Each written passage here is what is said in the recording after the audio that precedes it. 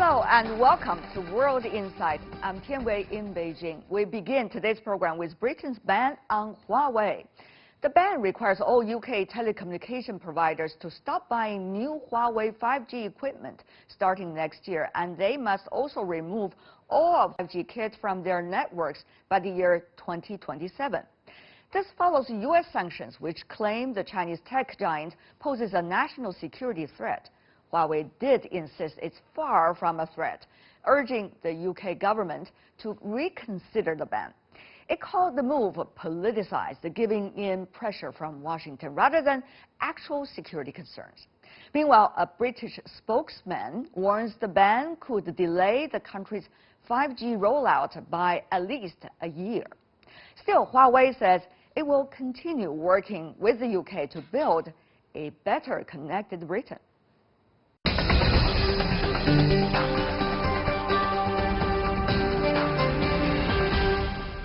So, is the UK's ban on Huawei politically motivated? What's the impact on global 5G competition? We are joined in Beijing by Jay Huang, founding partner of J Stone Capital and former managing director of Intel China.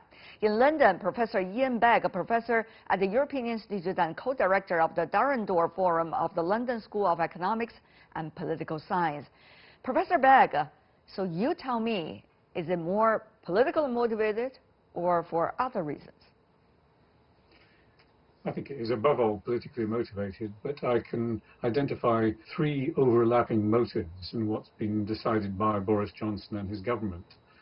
The first is intense pressure, both from across the Atlantic, with the Americans saying you must clamp down on Huawei, but also from many members of Boris Johnson's Conservative Party. The members of the House of Commons have been saying to him, we are suspicious of China in this regard. We don't believe Huawei's assurances that they are not connected to the state apparatus in China.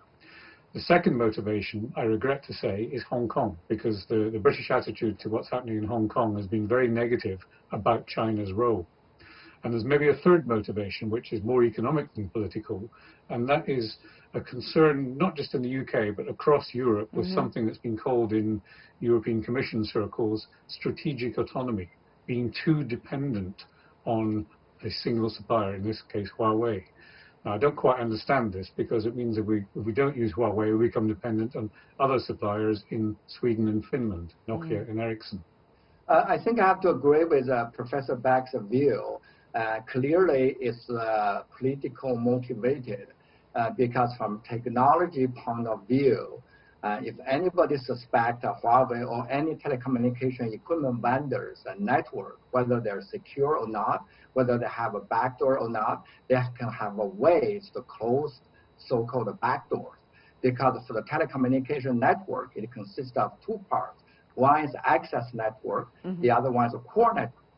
And then you can, if you worry about Huawei or anybody, you can only ask Huawei to supply the access network, keep the core network to another party.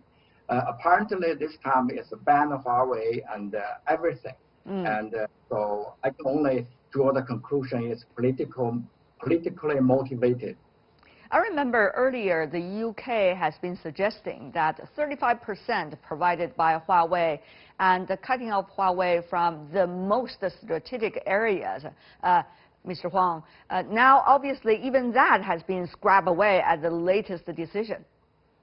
I agree. That makes no economic sense whatsoever. And also I heard that the decision is, in a few years down the road, not only limited Huawei's supply to the new network or new contract, is actually eliminate Huawei's existing network at all. So this does not make any sense economically. Of course, this is more to do with, Professor Begg, the U.S. relation with the UK, or this is more to do with UK's potential relation with China. Which one seems to be more important in the decision? You know how I'm going to answer. You know how I'm going to answer by saying both. There is, let's face it, an intensifying economic Cold War going on between China and the US. And that economic Cold War is something Britain has to ultimately take a side on.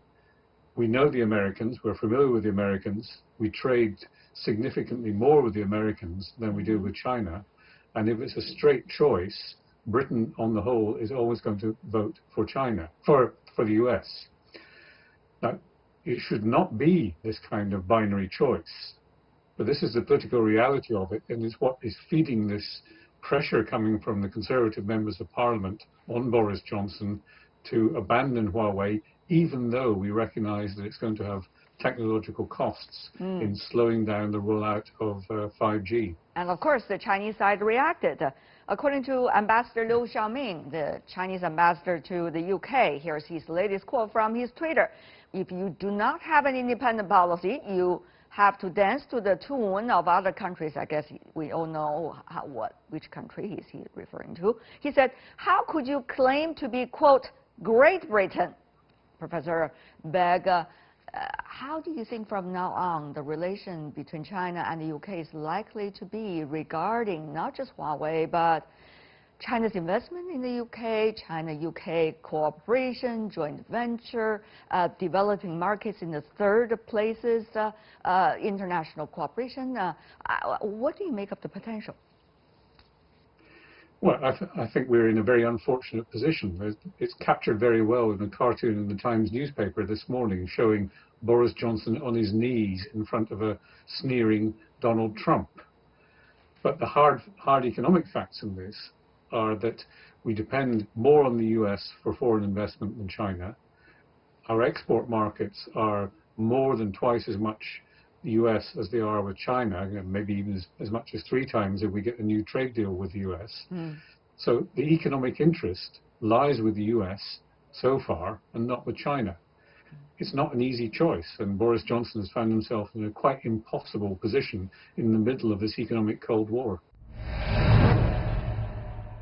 What do you make of this choice made by the UK in terms of its future with 5G and also its streamline of industries, particularly telecom industries, in competition against all the other major telecom companies around the world?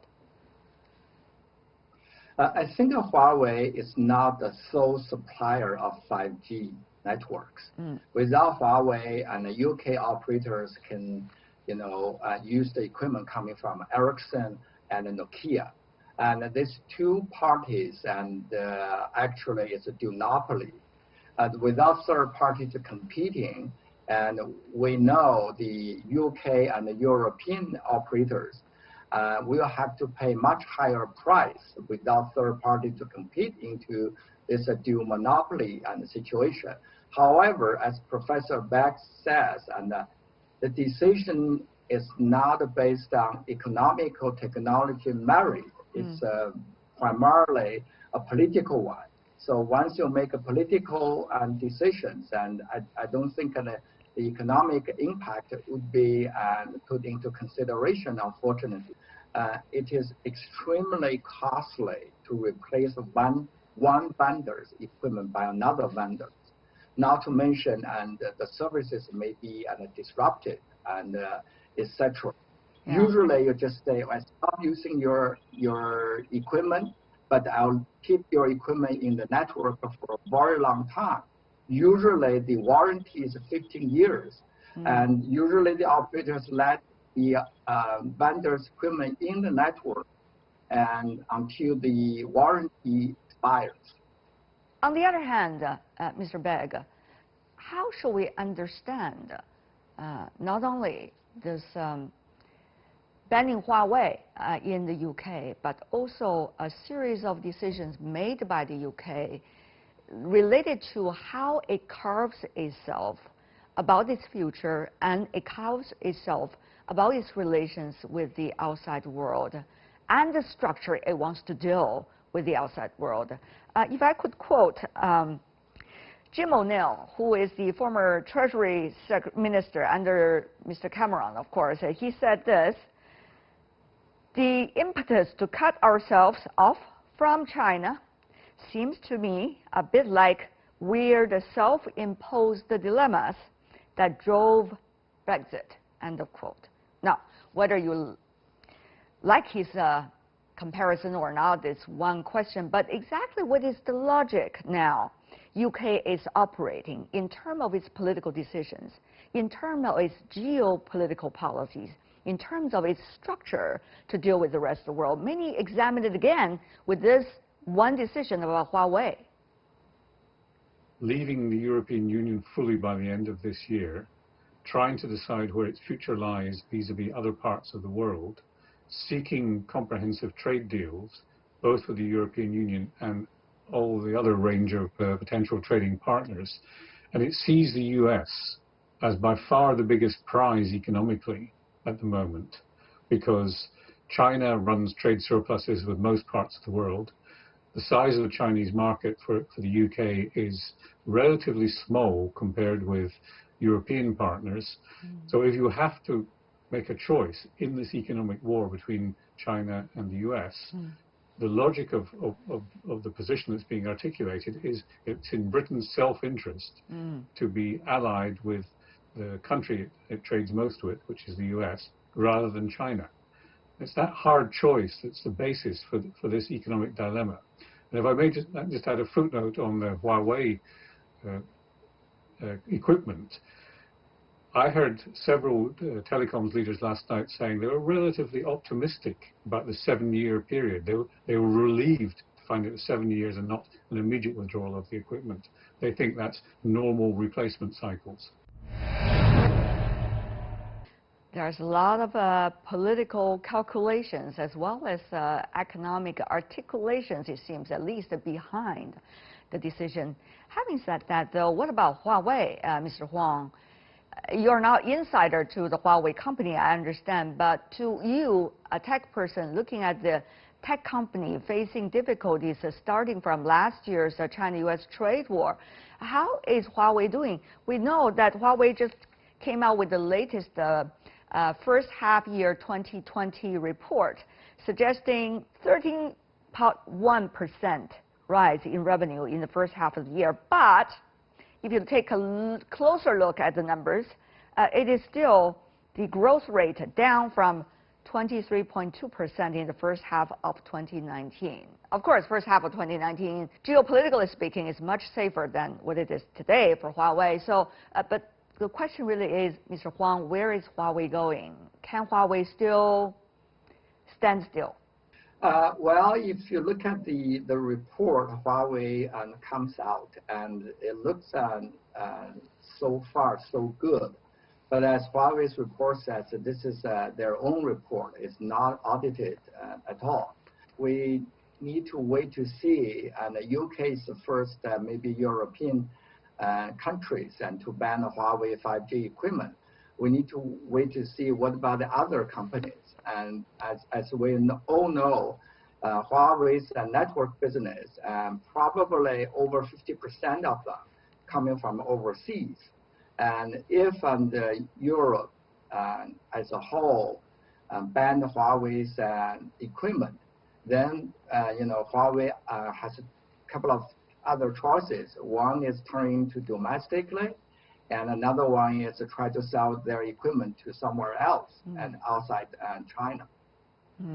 Now we know the National Security Advisor and the Deputy National Security Advisor of the United States are both inside Europe, trying to persuade U.S. counterparts in Europe to ban Huawei and to stand from the other side against China, to decouple from China, follow this administration's policy.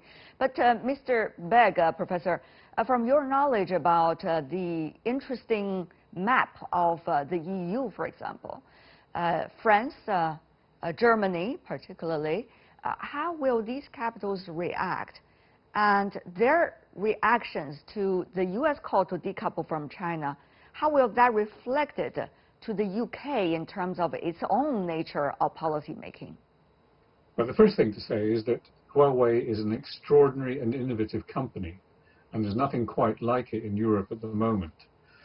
That said, the difficulty that all governments are going to face is that there is a concern about over-reliance on China in certain supply chains. This expression I mentioned earlier, strategic autonomy, refers to the fact that you do not want to be overly dependent on a supplier from one source for strategic materials, be it telecoms or more recently the health and other equipment that was being solicited during the worst of the pandemic. So there is a strong move across Europe to increase its independence of major suppliers, and that's going to be reflected in Huawei. Then there is the American pressure. The American pressure is going to be immense. Mr. Huang, from a technical perspective, what does that mean for 5G? According to earlier plan, illustrated, articulated by all the telecom companies, tech companies around the world, many of the names we already mentioned in our earlier discussion, we are now almost at the doorstep of 5G, and we're just a few steps away from it. And we're supposed to have a splendid life with driverless cars, with AI, with the Internet of Things, all benefiting from it. And we're going to enjoy our lives. Are we going to be as close to 5G world as we should? Or politics really now is going to delay us from that process? Well, I think the impact of this geopolitics on 5G is still too early to tell. Because if you look at the 5G suppliers on the telecommunications side of it, Huawei is one of the leaders, but it's not the only one who can supply the 5G equipment. For example, in Korea, the 5G network has been put up and in operation by primarily Korean and telecom equipment vendors without Huawei in there. So that says that without Huawei, other telecom equipment vendors can provide 5G network and without Huawei.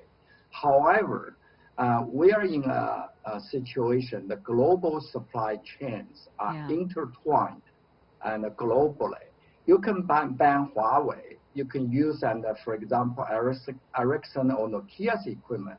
But within Ericsson Nokia equipment, some of the components may come from China as well.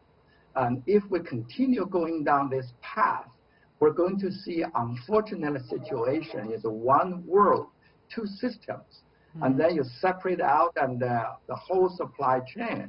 I think that impact is a lot bigger than just to 5G services globally.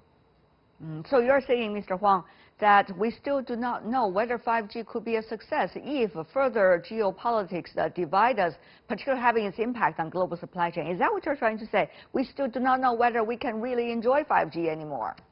Well, what I'm trying to say, if this trending or logic continue going down, the impact is not only 5G, will be to other areas. For example, medical side of it. As we all know, lots of chemical, lots of the medical components or supplies also coming from China as well. If you want to ban the whole thing, and the impact is globally. Likewise, lots of things that China also depending on the world. If this and the interdependency has been cut off, the impact is more than just on 5G. It's a globally and also on the global economy. Professor Begg, before we go, I do want to ask you about one thing. Of course, the UK has to think about its own future as a result of some of the latest decisions, including Brexit. But the UK is also a country that has been enjoying some legendary history if you look at the West as a whole. So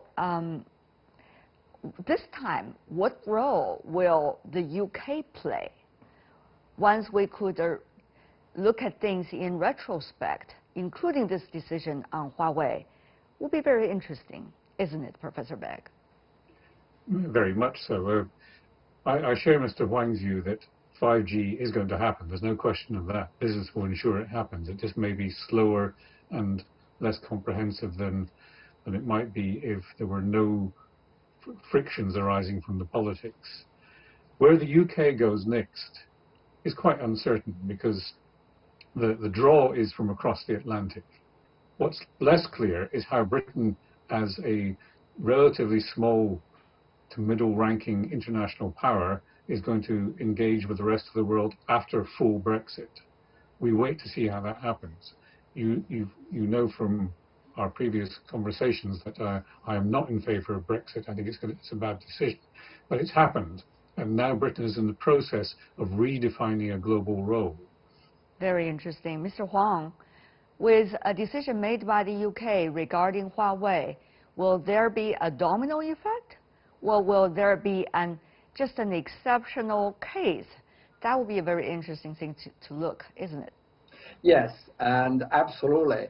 Another thing is, and one decision has been made. The decision maker have their intended goals to accomplish. History tells very often there were some unexpected consequences may popping up, which is not exactly what the decision maker had in their mind. Could I add in relation to that a very obvious unexpected consequence is that if you freeze out Huawei from being able to purchase inputs from the US chips, then Huawei is going to develop its own. So you create a new competitor for the US as an unintended consequence of trying to stop the competitor. Exactly. We already see these things happening in China's semiconductor side of it. You know, Huawei is banned for using U.S. companies' chips. Now the other companies, the Chinese company, everybody is worried and they're wondering who will be the next. So the unexpected consequences, as Professor Beck says, you know, now we see a lot of small startups in the semiconductor side of it. They see this is a booming opportunity for them to fill in the gap, to provide their own chips, selling to Huawei and other Chinese and overseas vendors. This is what I call unexpected consequences. Yeah. Well, we'll see what will happen next. It's already quite a world of drama every day. Thank you so much, both of you gentlemen, helping us to understand from different perspectives. Professor Ian Begg in London, Jay Huang in Beijing. Really appreciate it, and be well.